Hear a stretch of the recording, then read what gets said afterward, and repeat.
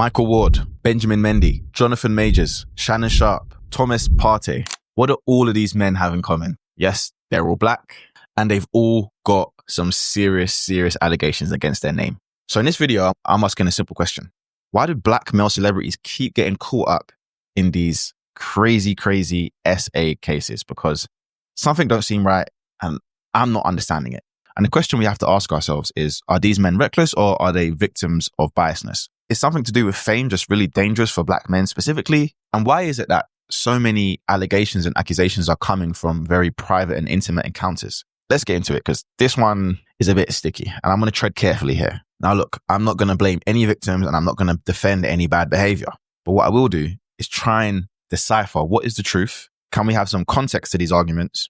And what are some lessons that men can learn? Because obviously it's men that seem to be getting accused in all of this. And I want to do a little caveat on Benjamin Mendy here, because if you don't know, he played for Man City, multi-millionaire footballer, had the world at his feet, but then his world came crashing down when he was accused of doing some pretty heinous things. He was arrested for multiple rape allegations and he was dragged through the headlines for 2 whole years. And after everything, literally after everything, sitting in court, everything, he was acquitted, innocent. But the truth is, he was never, ever going to go back to Man City and play for the former Premier League champions. The damage was already done. In fact, once they put that stain on your name, say goodbye to endorsement deals, sponsorships, everything. And he actually won a case against Man City for unpaid damages or something along those lines because they said they washed their hands of him and he ended up winning the court case. Now, I already know everyone in the comments is going to say, well, the chances of winning a rape case is so slim because firstly, a lot of women don't actually report it. And secondly, 9 times out of 10, when you go to court, the victim never really wins in these particular cases, which I understand is a very crazy statistic about that. But my point still stands. He was found innocent at the end of the day. And if we have a justice system that doesn't provide justice, then we need to start looking at the system. But we'll get into that. Now, I'm not really going to talk about each individual case because there's millions of YouTube videos talking about each case. I'm really talking about what happens to black men that are in public faces. What is going on with those particular people? And when it comes to black male celebrities, they do face a hyper visibility, which obviously means that accusations are going to spread like wildfire. I remember seeing the Michael Ward accusation and it was not leaving my timeline. Shade Barrel posting it. I saw it on Sky News, BBC News, any media outlet. His face was plastered with the 2 allegations against him. And he's a Jamaican guy. I know friends that know him. He's from London. And to be honest, everyone that I know that knows him has always said good things about him. That doesn't mean that he's not guilty, by the way. What I'm trying to say is that it's crazy that as soon as something like this hits your name, you will be dragged through the mud. And it is trial by public opinion, unfortunately. And that's the reality of it. Once you get labeled with it, it's kind of game over. And if we look at how men are often framed in the media, and specifically black men, we get the typical tropes, aggressive, boisterous, loud, cocky, sort of praise for our sexual prowess. That's always been a thing. And I think that sometimes black men want to play up to that. And then think about all the fame that you have on top of it, you end up playing up to it, I assume. And, there's not a lot of spaces for black men to be vulnerable. I think about it. Where are the spaces for black men to be vulnerable? And if they are, you're laughed at, it's minimized. And that's a reality that a lot of people don't want to talk about. They don't want to face it because, I think, and you're going to say this is extreme, but I think that black men are the most disposable. And when I say disposable, Professor Scott Galloway, very, very interesting guy, talks a lot about how in society, black men are the most disposable, right? If you had a village of 50 men and 50 women, right? If you took away 30 of the men, the village would still survive. If you took away 30 of the women, that village will not survive. He talks a lot about theories around how young boys are socialized, what happens to boys. And for me, what I realize is, okay, obviously we're all disposable, but black men specifically, in my personal opinion, are the most disposable out of all races. I'll debate that another time. So when we have these factors and we have all the expectations that are placed on black men, when they become successful, all of that is inflated, right? In my opinion, it's inflated. It becomes more of a bigger topic. And it's something that it also puts you in a space where you kind of need to navigate way more lightly than you were before. You have to tread lightly. You have to navigate with a level of nuance that most people don't. Thankfully, I've never been a celebrity and I don't really have any intentions on being a celebrity. So that stuff doesn't really matter to me. But what it does do is it puts you in a unique position, which I don't think a lot of people can understand.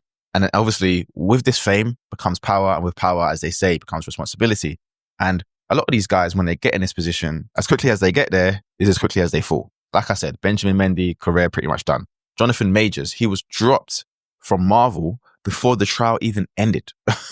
Before the trial ended, Marvel said, "I'll see you later." So allegations alone literally destroy endorsements, roles, reputations, and it's not quite fair. And if we look at the history of the sexualization of men, I look at the Emmett Till story as probably like an interesting one, like a young black boy whistling at a girl, right? That's the origin of the story. A young black boy, they sexualize you from young, okay? And that's one story, but that permeates through society, it permeates through the world. And here's the thing, the more notoriety you get, the more fame you get access to more.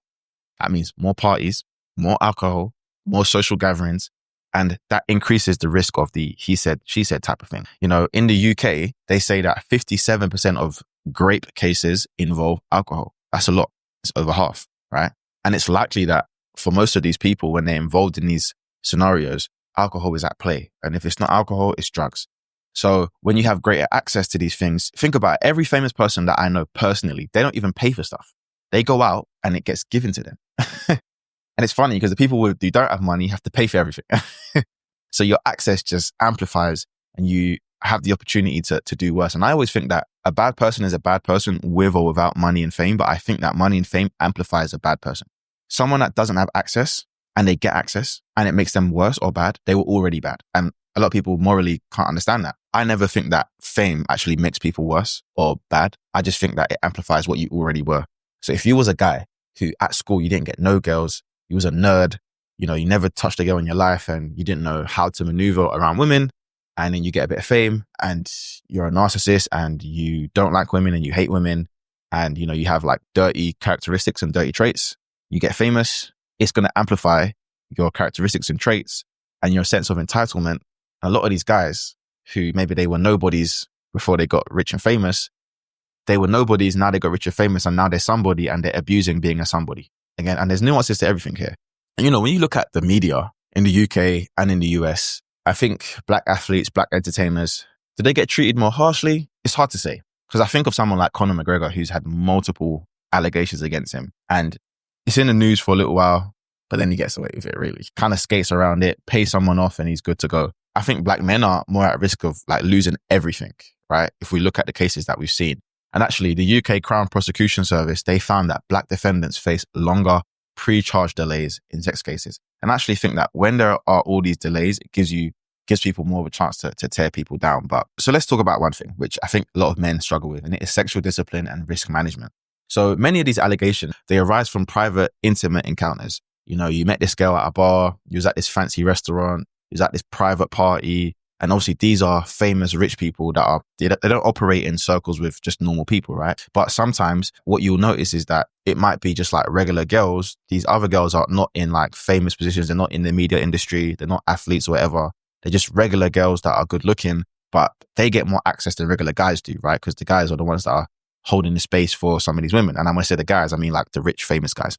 So if you're a good looking girl, you could be a regular girl working a job in a normal corner store, but you'll be in here if you're good looking enough because the guys want you in there. One thing leads to another.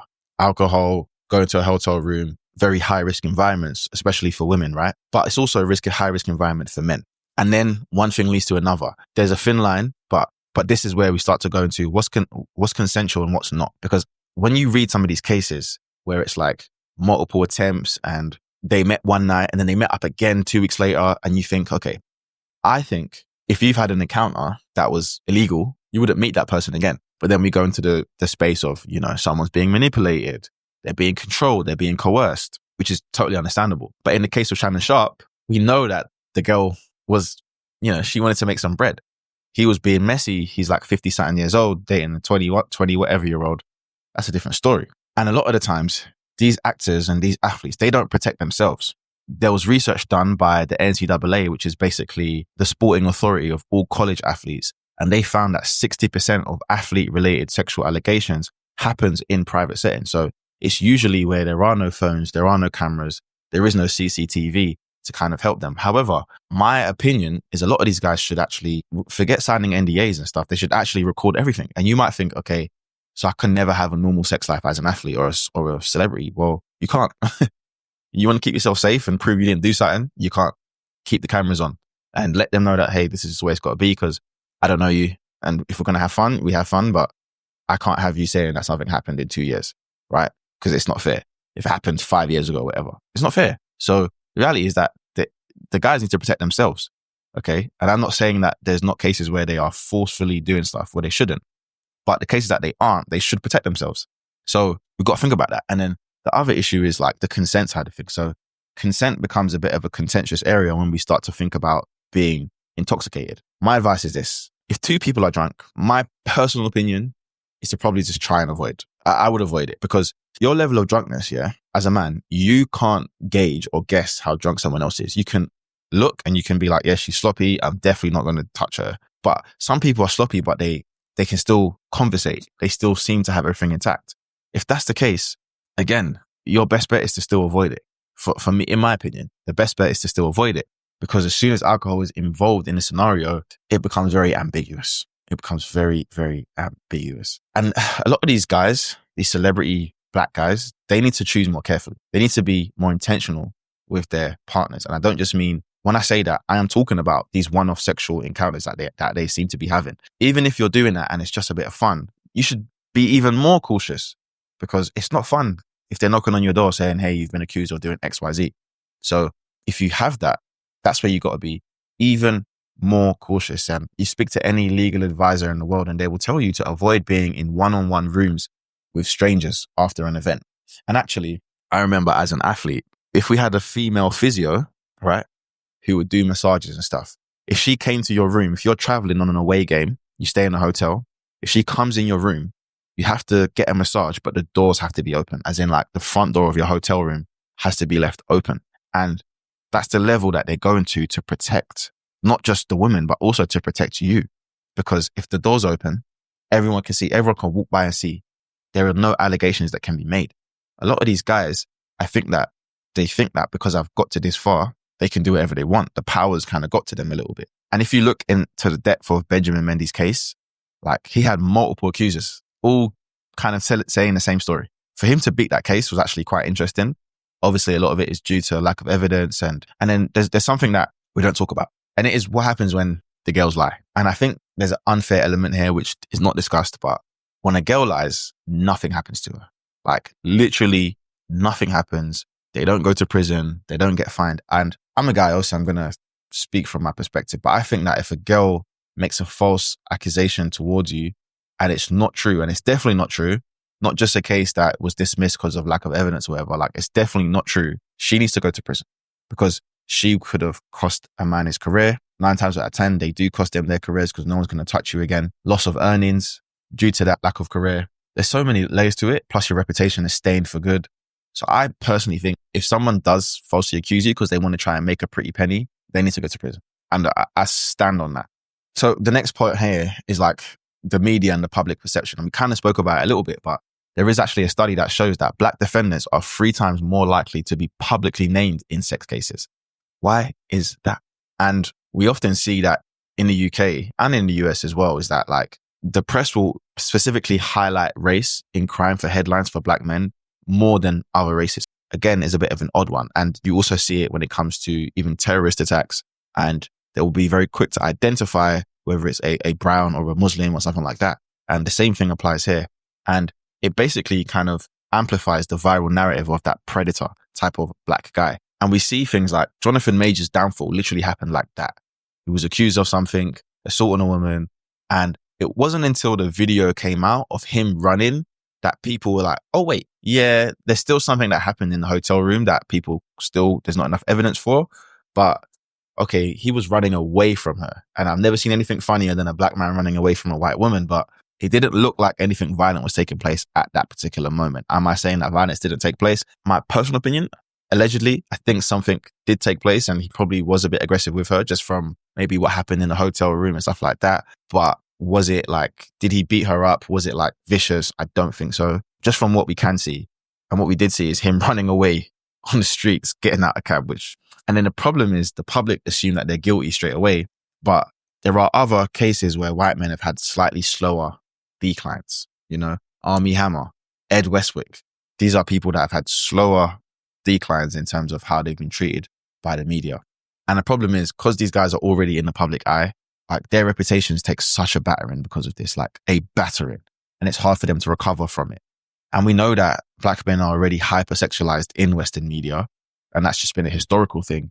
So it kind of almost goes hand in hand because they're living up to that predator stereotype that they've been given for, over 50, 60 years as black men.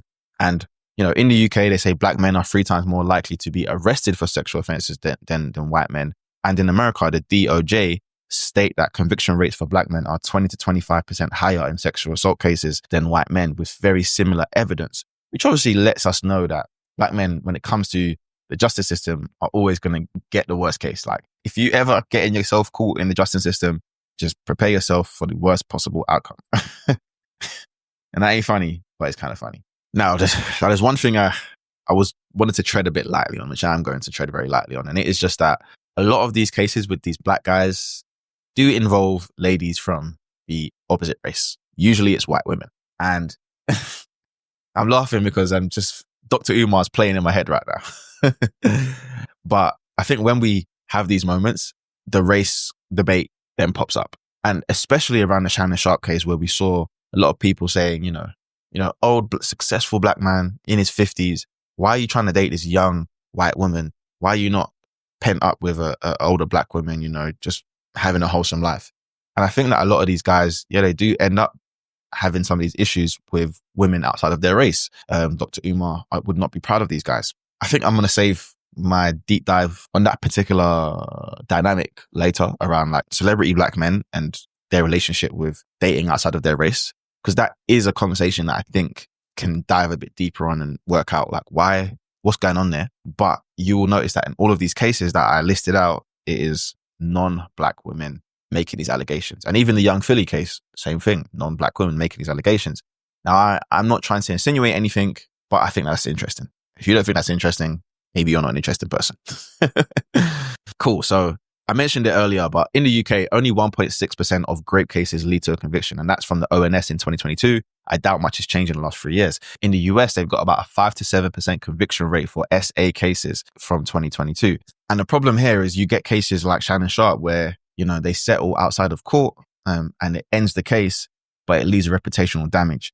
And it was interesting because as soon as that case was settled, the lady was like, I'm shutting down my OnlyFans account. And I think even more interesting is that, why was she not chasing a criminal conviction? Because if someone does that to you, you should take their ass to jail. 50 million or risk not being able to convict. I don't know.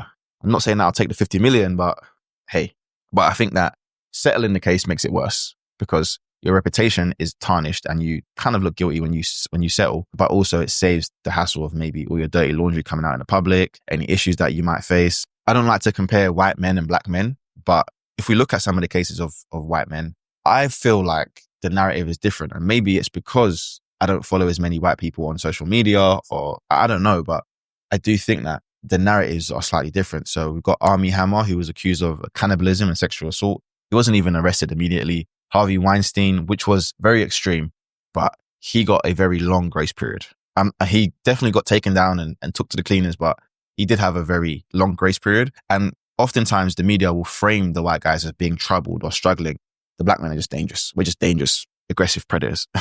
And Johnny Depp's case is quite an interesting one because obviously he was found not guilty. And what it did show is that it is possible that men can essentially have a redemption arc, because that's kind of what he had. He had a redemption arc. He got his career back essentially. And, the woman was the one that was seen to be wrong because she demonstrated some unfavorable behavior. And I watched a lot of that case, which was, I don't really watch that kind of stuff, but it was interesting. And what we do find is that black men, they're more likely to face that instant suspension, that instant cancellation, that, I'll see you later. We don't like you anymore. You're out of here. No more deals, nothing. But before I let this video drag on too long, there's a lesson for, I guess, all black men here, regardless of being a celebrity or not.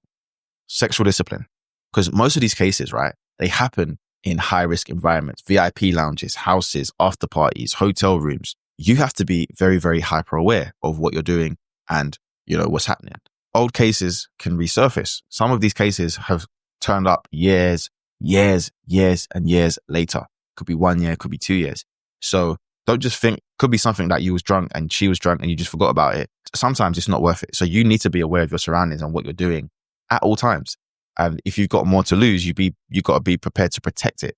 And that means, firstly, just being a good person. Like, let's not overlook it. Just because you've got money or you've got power, if you're a good person, you shouldn't have to do that. I always think when I watch these things, I'm like, I'm not rich or famous, but I've never had to force anybody to do anything with me.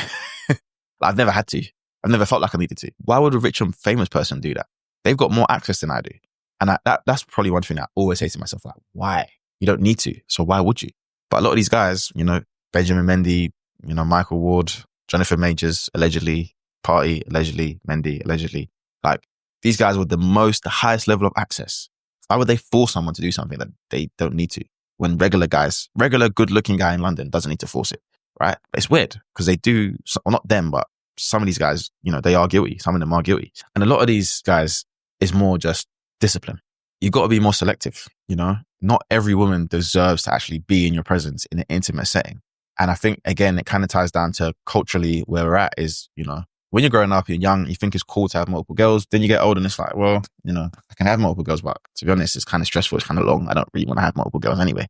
So you need to protect yourself. And to protect yourself, you need to put yourself in a place where you don't need to deal with multiple women or they don't feel that they have an opportunity to be with you in a romantic sense.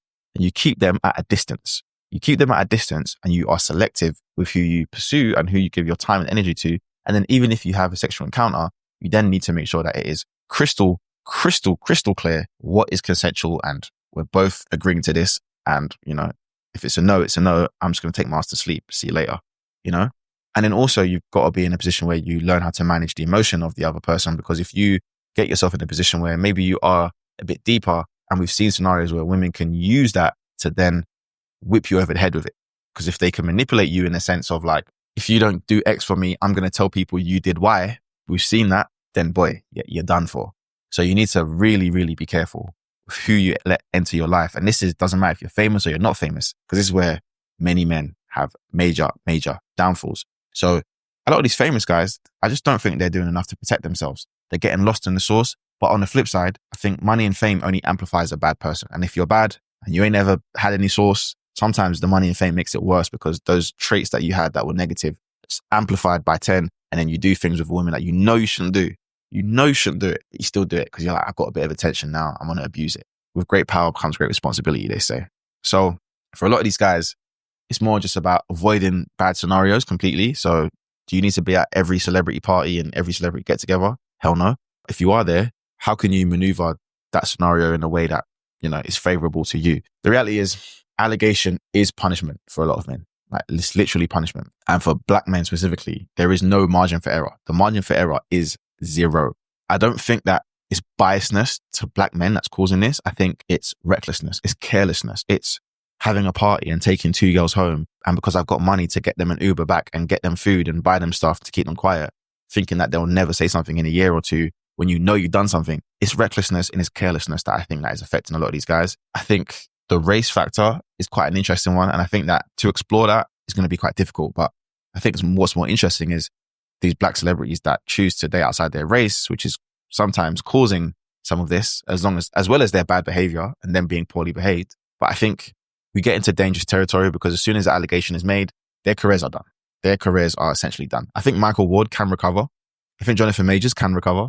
I think Benjamin Mendy can recover, and he is recovering. I think Thomas Partey, football has a weird relationship with these kind of scenarios. I think that's a different video as well. I think young Philly, I know him personally, so I'm not going to speak on that.